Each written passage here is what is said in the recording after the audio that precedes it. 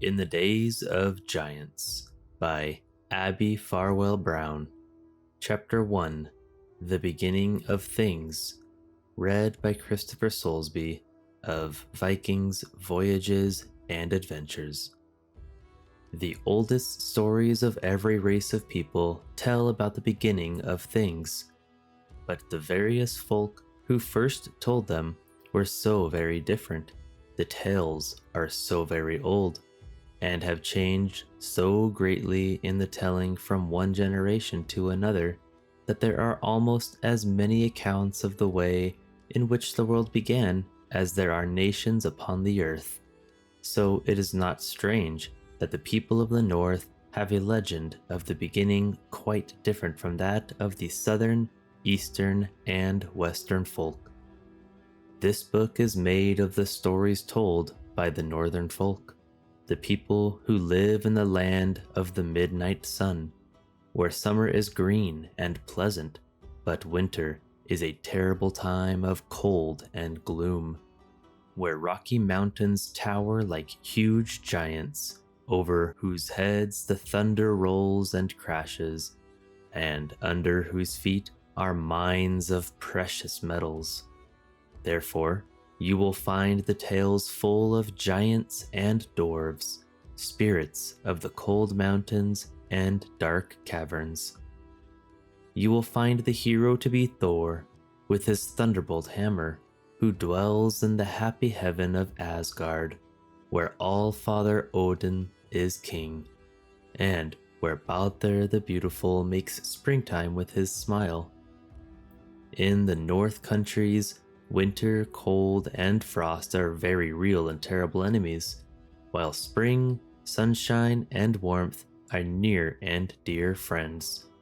So the story of the beginning of things is a story of cold and heat, of the wicked giants who loved the cold, and of the good Ymir who basked in pleasant warmth. In the very beginning of things, the stories say, there were two worlds, one of burning heat and one of icy cold.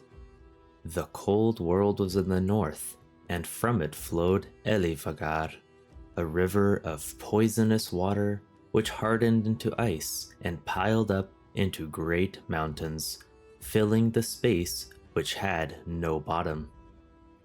The other world in the south was on fire with bright flame, a place of heat most terrible.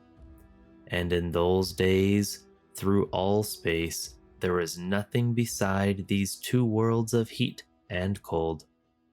But then began a fierce combat. Heat and cold met and strove to destroy each other, as they have tried to do ever since. Flaming sparks from the hot world fell upon the ice river, which flowed from the place of cold, and though the bright sparks were quenched, in dying they wrought mischief, as they do today, for they melted the ice which dripped and dripped like tears from the suffering world of cold. And then, wonderful to say, these chilly drops became alive, became a huge breathing mass, a frost giant with a wicked heart of ice, and he was the ancestor of all the giants who came afterward, a bad and cruel race.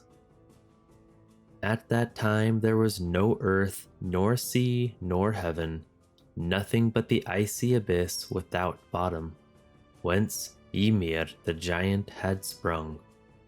And there he lived, nourished by the milk of a cow which the heat had formed. Now the cow had nothing for her food but the snow and ice of Elifagar, and that was cold victuals indeed.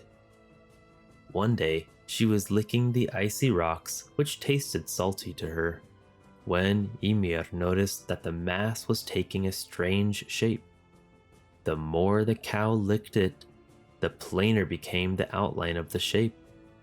And when evening came, Ymir saw thrusting itself through the icy rock a head of hair.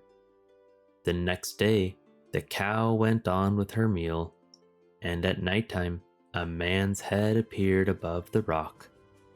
On the third day, the cow licked away the ice until forth stepped a man, tall and powerful and handsome. This was no evil giant, for he was good, and strangely though he came from the ice, his heart was warm. He was the ancestor of the kind Aesir, for All-Father Odin and his brothers Vili and Ve, the first of the gods, were his grandsons, and as soon as they were born, they became the enemies of the race of giants. Now, after a few giant years, ages and ages of time as we reckon it, there was a great battle, for Odin and his brothers wished to destroy all the evil in the world and to leave only good. They attacked the wicked giant Ymir, first of all his race, and after hard fighting, slew him.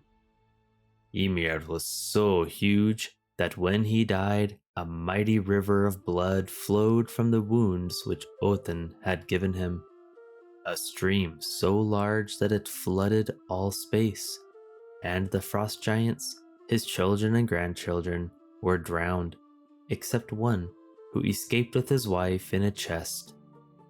And but for the saving of these two, that would have been the end of the race of giants. All-Father and his brothers now had work to do. Painfully they dragged the great bulk of Ymir into the bottomless space of ice, and from it they built the earth, the sea, and the heavens. Not an atom of his body went to waste. His blood made the great oceans, the rivers, lakes, and springs. His mighty bones became mountains. His teeth and broken bones made sand and pebbles. From his skull they fashioned the arching heaven, which they set up over the earth and sea. His brain became the heavy clouds. His hair sprouted into trees, grass, plants, and flowers. And last of all, the Aesir set his bristling eyebrows as a high fence around the earth, to keep the giants away from the race of men whom they had planned to create for this pleasant globe. So the earth was made, and next the gods brought light for the heavens. They caught the sparks and cinders blown from the world of heat, and set them here and there, above and below, as sun and moon and stars. To each they gave its name and told what its duties were to be, and how it must perform them, day after day, and year after year, and century after century, till the ending of all things, so that the children of men might reckon time without mistake. Sol and Mani, who drove the bright chariots of the sun and moon across the sky, were a fair sister and brother whose father named them Sun and Moon because they were so beautiful. So Odin gave them each a pair of swift, bright horses to drive, and set them in the sky forever. Once upon a time, but that was many, many years later, Mani, the man in the moon, stole 2 children from the earth. Yuki and Bill were going to a well to draw a pail of water. The little boy and girl carried a pole and a bucket across their shoulders, and looked so pretty that Mani thrust down a long arm and snatched them up to his moon. And there they are to this day, as you can see on any moonlit night, 2 little black shadows on the moon's bright face, the boy and the girl, with the bucket between them. The gods also made day and night. Day was fair, bright, and beautiful, for he was of the warm-hearted Aesir race, but night was dark and gloomy, because she was one of the cold giant folk. Day and night had each a chariot drawn by a swift horse, and each in turn drove around the world in a 24 hours journey. Night rode first behind her dark horse, Brimfaxi, who scattered dew from its bit upon the sleeping earth. After her came Day with his beautiful horse, Glad, whose shining mane shot rays of light through the sky. All these wonders of kind gods wrought that they might make a pleasant world for men to call their home. And now the gods, or Aesir as they were called, must choose a place for their own dwelling, for there were many of them, a glorious family. Outside of everything, beyond the great ocean which surrounded the world, was Jotunheim, a cold country where the giants lived. The green earth was made for men.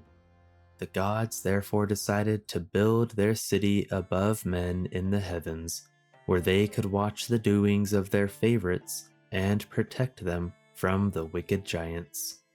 Asgard was to be their city, and from Asgard to Midgard, the home of men, stretched a wonderful bridge, a bridge of many colors, for it was the rainbow that we know and love. Up and down the rainbow bridge the Aesir could travel to the earth, and thus keep close to the doings of men. Next, from the remnants of Ymir's body, the gods made the race of little dwarfs, a wise folk and skillful, but in nature more like the giants than like the good Aesir. For they were spiteful and often wicked, and they loved the dark and the cold better than light and warmth. They lived deep down below the ground in caves and rocky dens, and it was their business to dig the precious metals and glittering gems that were hidden in the rocks, and to make wonderful things from the treasures of the underworld.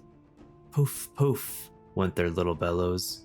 Tink, tank, went their little hammers on their little anvils all day and all night. Sometimes they were friendly to the giants, and sometimes they did kindly deeds for the Aesir.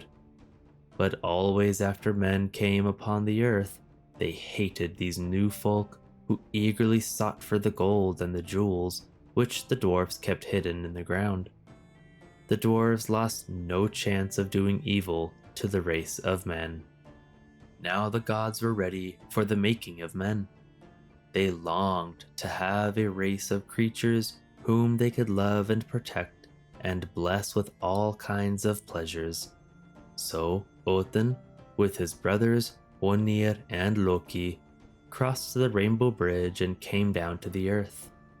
They were walking along the seashores when they found two trees, an ash and an elm.